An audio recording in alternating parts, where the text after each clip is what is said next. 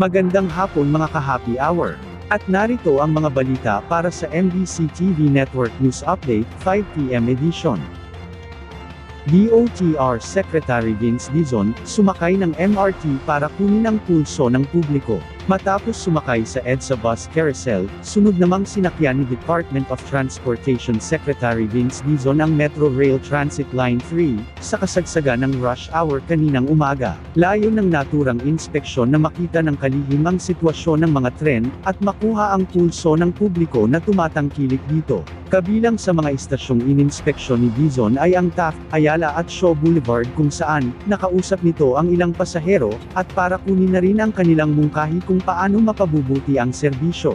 Giit ng kalihim, prioridad nila na maiwasan ang mahabang pila ng mga pasahero sa tren, gayon din ay gawing maginhawa ang biyahe ng mga ito. Dagdag pa ni Dizon, target naman nila sa ngayon ang paglalagay ng ilaw sa mga madidilim na bahagi ng mga istasyon, pati na ang paglalagay ng mga covered walkway mula sa mga istasyon ng tren, patungo sa iba pang sakayan tulad ng bus at jeep.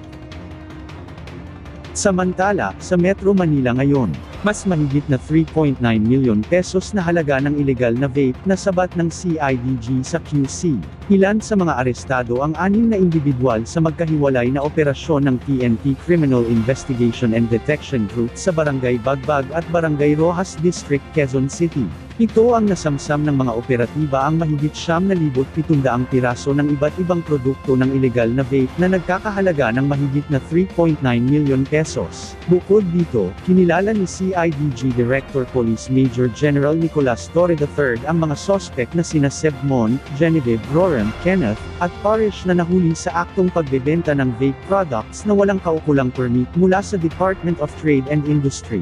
Aniya, nahaharap ngayon ang mga sospek sa mga kasong paglabag sa Vaporized Nicotine and Non-Nicotine Products Regulation Act, Graphic Health Warnings Law, Cybercrime Prevention Act of 2012, at Consumer Act of the Philippines. Malalaman natin ang mga latest update mamayang alas 5:30 ng hapon, sa programang Metro Manila Ngayon, Afternoon Edition. At yan ang mga balita para sa MBC TV Network News Update, 5 PM edition.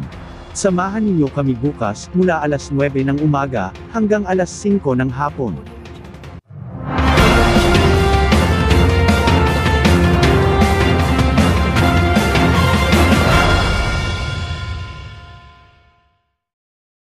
Mga ka-happy hour, kung gusto mong manood ang mga balita sa MBC TV Network News Update, mag-subscribe sa aming YouTube channel, i-like ang aming Facebook page, at i-follow sa aming TikTok account.